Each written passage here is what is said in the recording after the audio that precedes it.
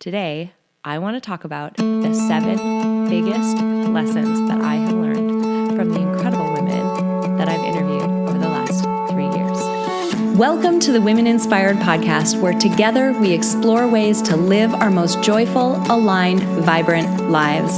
On this podcast, we draw inspiration from the lessons embedded in other women's stories, and we use them to catalyze our own growth and success.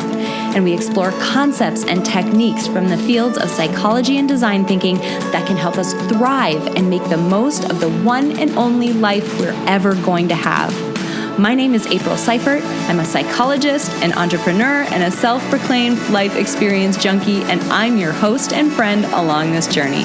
This podcast is supported by Modern Well, a woman-centered co-opportunity workspace in Minneapolis, Minnesota. Friend, it is time to start living vibrantly, by design and with intention. Here we go. Hey friends, and welcome back to the Women Inspired Podcast. My name is April Seifert, and I'm your host. And this episode is an extremely special one. For those of you who have been following along throughout the month of July, I have been doing my best to keep everybody informed about what is about to happen with the podcast. So, one more time, just in case you haven't heard and you are a regular listener of mine, I want to make sure that you are in the know about what is coming up. As of August 1st, this podcast, the Women Inspired Podcast, will become the Building Psychological Strength podcast to align all the work that I'm doing here with everything else that I'm doing within Peak Mind. I believe in that work with my whole heart. I believe in what we're doing, in the mission behind it to help people build psychological strength so that they can thrive through life's ups and downs. I believe in that. And I want to put all of my effort and all of my work behind that cause. And because of that, I'm aligning this podcast with that mission. And in reality, it's a very natural sequence of this podcast. I mean, it's really grown into, they say when you start doing a creative outlet like this, the more you do it, the more you'll hone your voice and you'll realize what your true message is. And that is exactly right. That's exactly what happened. So for me, as I've been, moving through the last almost 3 years now, it's crazy to think that it's been that long, almost 3 years now, I've really realized that this is where my heart and my passion lies. And 2, I know how impactful it is because I hear from you guys. So want to make sure everybody knows that as of August 1st, we'll flip over to Building Psychological Strength. You have to do nothing.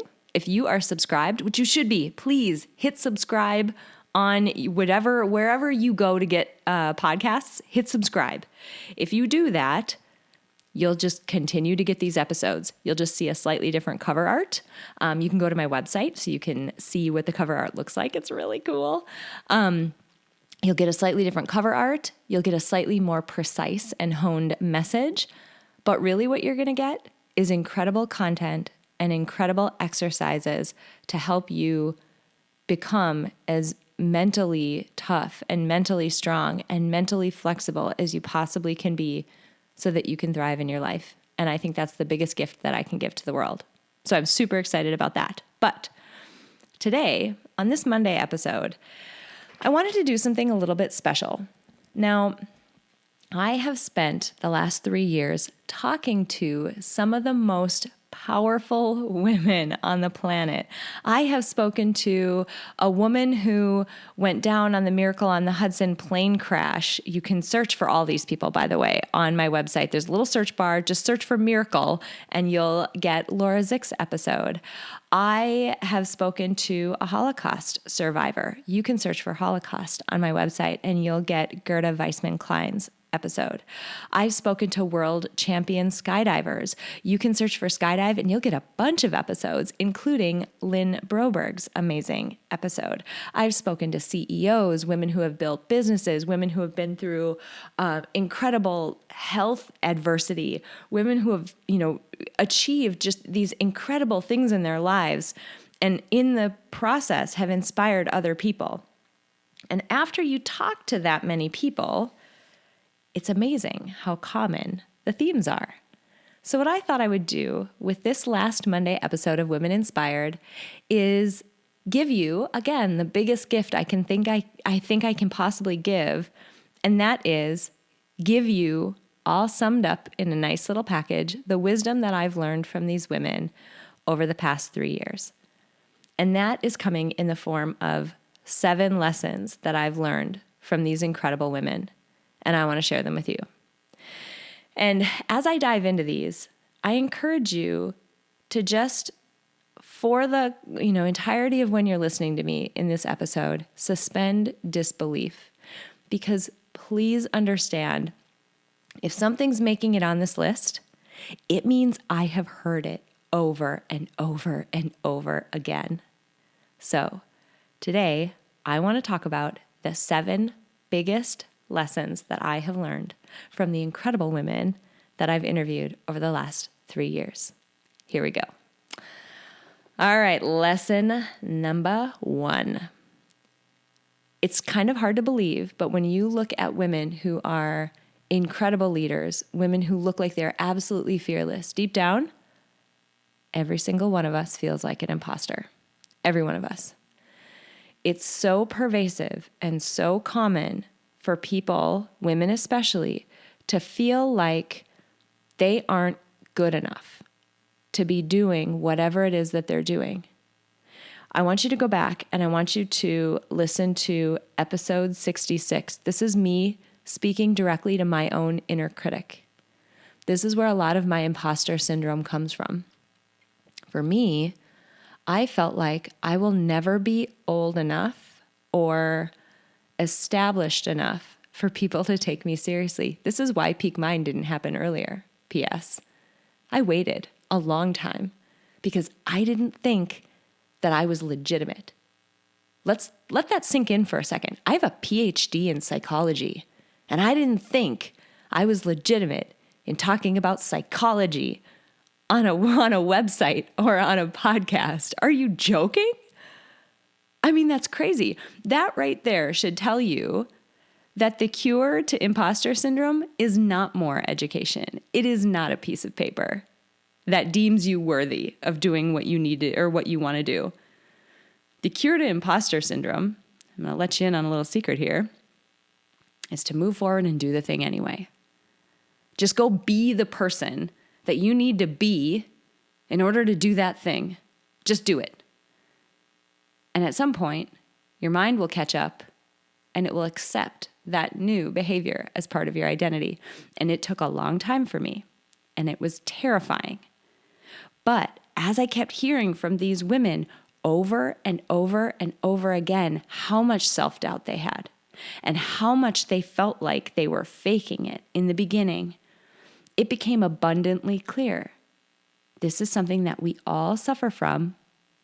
And if it's something that everyone suffers from, yet a bunch of these women are making it, that means they're moving forward in spite of the fact that they feel like an imposter. That's incredible. So I want to share with you, if you are that person who has a goal, who's not moving forward, if you are me from so many months ago, if you're that person who's not moving forward because you don't think you're worthy, or you don't think you're good enough, or you think people are going to look down on you, or any of those things that your imposter syndrome and your inner critic tells you, I urge you to move forward anyway, because there is beauty on the other side of it, and I'm living it now. And these women who I interviewed over and over and over again for the last 3 years, they are examples of that as well. So please take confidence from them, borrow the belief that I am hopefully instilling in you now, and move forward anyway. Number 2, second big lesson that I have learned from these incredible women. Number 2, nobody knows what in the heck they're doing. They don't. No one has any idea how to get from where they are. Let's say you have a big goal. Nobody knows how to get from where they are now to the end of that big goal. If you listen to a recent episode that I had with Rachel Nearhood, this is a great example of it. She's the CEO of a company called Ellie & Ott, And she is making subscription boxes for new parents. And she sends out educational materials and activities and books and all these fun things to help you engage and grow your relationship with your new baby. It's awesome. But in order to do that, she had to figure out how to create a website. Had never done it before. She had to figure out how to manufacture board books. Had never done it before. She had to figure out how to set up and execute a subscription service. Had never done it before. How do you ship that stuff? How do you get it internationally? Like all of these things she had to figure out, and she didn't know how to do any of them. No one knows what they're doing. Do you want to know the biggest asset that you have at your fingertips? It's your phone. Your phone has Google on it. I want you to here's my challenge to you. I'm going to just give you a bunch of homework after this episode. My challenge to you is this. I want you, whatever that big goal is, I want you to spend 20 minutes in the next 24 hours, spend 20 minutes Googling that goal. That is going to illuminate what your first step should be. It will. And that's all you need. Maybe step 1, maybe step 2. But what I urge you to believe me on, because it's not just me, it is coming from so many of these women over the last 3 years. When you take step 1, step 2 will get so much more clear. When you take step 2, the horizon looks different. Step 3 will become clear. When you take step 3, the horizon will change again, and step 4 will become clear. Don't worry that you don't know what you're doing. No one knows what they're doing. That's the point of a big goal. It's a thing you've never done before. Of course you don't know how to do it. Don't worry about it. Again, none of these women knew what they were doing, and they got there anyway. And the way they did it is that they just took that first step and they figured it out from there. Google is your best friend. Finding experts who have been there before you is your best friend. I mean, there are so many topics that you could go to my website and throw them in the search bar, and you're probably going to find a woman who I've interviewed who has done that thing before. Get yourself hooked up with those people, learn what you can, and then start taking some steps. Number 3, third lesson that I've learned over the last 3 years from these women.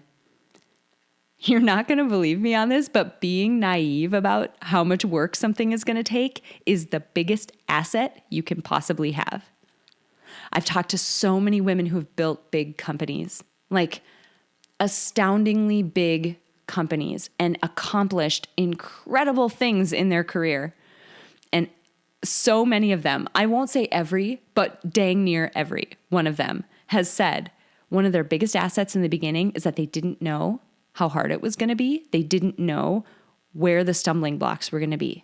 They just sort of decided to start a company today and went traipsing forward. That's the mindset to have. And I hope you're starting to see how all these things start to swirl and work together. The mindset to have is one of a beginner. It's okay, again, that you don't know what you're doing, because that naivete, that lack of knowledge about how hard it's going to be, that's amazing, because that gives you permission to start. And momentum, not motivation, momentum is a beautiful thing. If you can get yourself going, get that snowball rolling down the hill, at some point it's going to start to move itself. That momentum will take over. And that's what you need when stuff starts to get hard. When stuff starts to get hard, you need enough inertia behind you. I'm sorry, physics people. That is like the only science that I have not taken, by the way. So I'm just like mixing all these words that I think mean it's going to propel you forward by itself. I don't know what any of them mean. I don't actually care that much. You get the point that I'm making. So for people who are physics purists, I'm sorry for my terrible analogies. But at some point, that momentum will take over, and that's going to power you through those really difficult points. So being naive, it's an asset. It's okay that you don't know what you're doing. Number 4, you know where I'm going to go now. Just start. Just start. Just do it. If you do what I tell you to do, if you've done that 20 minutes of Googling, whatever that first step is, within 24 hours of you figuring out what that first step is, I want you taking it. I don't care if it's just securing a URL, or if it's, writing out your first pitch for a TED Talk, or if it's making that phone call that you're scared to make, or maybe it's just telling someone that you want to do the thing that you want to do. Take one step, just start. Because again, going back to that momentum, you can't get momentum unless you start pushing the snowball. And that first step can seem so monumentally huge, and it is in some ways, right? It's the beginning. It's you moving forward for the first time.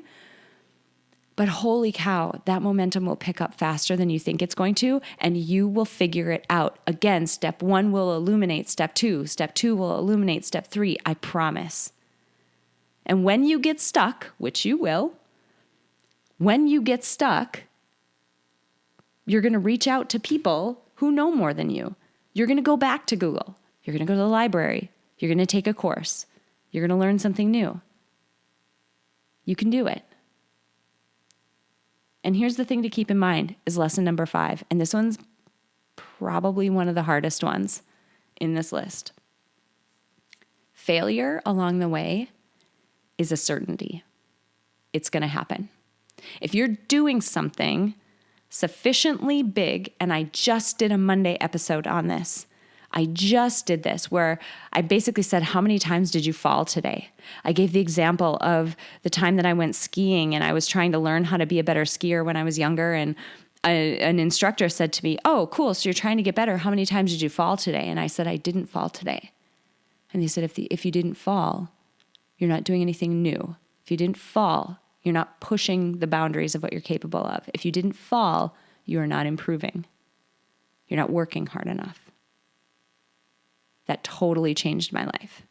If you are building something big, if you're doing something that hasn't been done before, even if it's something you haven't done before, you will fail. You will, and it means nothing. Again, these all meld together, but it's important to tease them apart. Your inner critic, your imposter syndrome is going to kick in when that failure happens, and it's going to say, see? This is evidence that you are not cut out for this. I told you you're not cut out for this. That failure means nothing. Get up, keep going. The failure just means you're on the right track. The failure just means you are growing. That's huge. The failure means nothing. Do not listen to that inner critic or that imposter syndrome voice. They're going to try to make it mean something because ultimately you're stepping outside of your comfort zone. I talked about identity. I have another episode where I talked about how your identity forms and how you figure out who you are. This is actually a module that currently, I can't promise it's going to be there for a long time, but currently it's part of the Peak Mind Starter Pack. So if you go to peakmindpsychology.com, you can see that we've got a free product that you can enroll in called the Starter Pack. This identity diagnostic is part of it. That's the easiest way to get to it. That identity diagnostic will start to show you where the edges of your comfort zone are. If you're not falling on a regular basis, if you're not failing consistently and regularly, you're operating inside of that and you're not ever going to reach your true potential. You just won't. Because number 6, I told you these are all so related. Number 6, your actual limit, not your comfort zone, but your actual limit. Your true potential as a human, your true potential is so much higher than you think it is. Yesterday I was running and I was so tired. I was just tired at that point in my run. And I was on a little uphill incline. And I said, okay, I'm going to run to that mailbox. And when I get to that mailbox, I get to take just a quick minute to catch my breath. And I got to the mailbox and I said, no, get to the next one.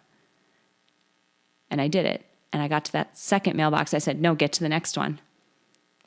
So I thought my limit was that first mailbox. I thought I can't go further than that. If you go to my website and search for Mari, M-A-R-I, Ruddy, she and I had a great conversation around endurance events and how they are a beautiful analog for life. And here's one of those examples, right? I thought my true limit was that first mailbox. It wasn't. It wasn't even the second mailbox or the third. I kept going. My true limit was so much further than where I actually started to feel discomfort. One of the best conversations I had about that is episode 98, Sam Basquez. I'm actually getting ready to go fly with her in the tunnel right after I record this episode, so I'm super pumped about that. But Sam Basquez talked about her journey of becoming a skydive tunnel instructor, and it is grueling. Like, it is grueling to become an instructor, and they get so good. Oh my gosh. But she talks about this notion of where she thought her limit was and where she found out it actually was. It's so much higher. So if you can fail regularly, it means you're pushing the boundary of that comfort zone and you're stepping outside of it and starting to reach where that true limit of yours is. And when you reach it, question it again. Are you actually there? Can you go higher? Take a minute to breathe, that's fine. But constantly question where that real upper limit for yourself is. And last, number 7. This one I actually have to take a deep breath before I say because I'm going to start crying on the podcast again.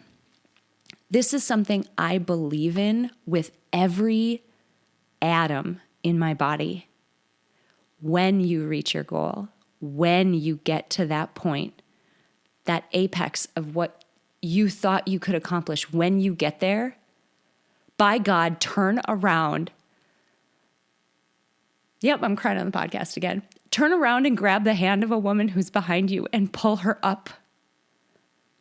There is so much animosity in the world. There is so much false competition. We as women, and there's books written about this, it is not hard to find people who have researched this for their career. We have been indoctrinated in so many ways to believe that there are only a few spots at the top and only a few of us can get them. And so we need to compete with each other in order to get there and hold each other down and push each other down, and we don't. It's a lie. One person's success does not take from another person's opportunity to succeed. A rising tide lifts all boats. It's true. When all of us do better, all of us do better. How many more cliches do I have to throw at you? When you get there, turn around and grab another woman's hand and drag her up with you. You might be reaching out at the precise moment when she's ready to quit, when all she needed was that last little boost to get there. You could change someone's life. And in fact, right now, I guarantee you, there's an area of your life, and you're probably taking it for granted. There's an area of your life that you excel at. There's something that you've achieved. There's something that you've done already. Maybe you're a parent and you've gotten through the infant stage. That's an achievement. Maybe you're at work and you lead a team now and you're not an individual contributor anymore. That's an achievement. Maybe you have experience in a particular organization, leading a particular organization. That's an achievement. You're at the point where you can reach back and you can pull someone else up with you. Remember when I said when you're in the beginning and you're naive and you don't know what you're doing and step 1 even seems blurry and you feel like an imposter and that inner critic is barking in your ear? Mine is like a middle-aged old guy. Ugh. When they're barking in your ear, watch for that hand that's being held out to pull you up and be that hand for someone else. I can't tell you how much I've grown by meeting these women and getting to talk to each and every one of them. If any of you who I have interviewed are listening, please accept this heartfelt thank you for being willing to sit down with me and have these conversations. They've been so valuable. And these 7 lessons, I'm going to run through them again because I want you to know, I want you to have this value and this gift that these women have given me all in one place. Let's run through them one more time. We all feel like imposters, every single one of us. Number 2, no one knows what they're doing. Number 3, being naive is an asset. Number 4, whatever it is, just start. Number 5, failure is guaranteed and it means nothing. Number 6, your real limit is higher than you think it is. And number 7, when you get there, reach back and pull another woman up. This is the biggest gift that I could give you guys from doing the Women Inspired podcast for 3 years, is to sum up everything that I've learned from these incredible women. And before I sign off, I want to thank every single person who has ever downloaded even one episode of this podcast. You have no idea how much it means. Back when I started this podcast, there's an episode on this too. I didn't know what I was doing at all. I was that person. And seeing even a few people in the beginning download your episodes, it's just such a motivational gift to give people. So thank you to everybody who's ever downloaded even one episode. Thank you to every guest who has made this podcast so valuable and so worth it. It's just been such a joy to do this. And I'm thrilled about the direction that I'm going. I hope you stay with me and learn from these incredible people who I'm going to be interviewing starting in August. Like I said, with every atom in my body, I believe in the work that I'm doing with Peak Mind, and we're only getting better. Every single week, we're getting better. I'm living and breathing these 7 lessons because I learned them over and over from talking to these women, and I wanted to give them to you before we turn the corner on the new dawn of this podcast next month.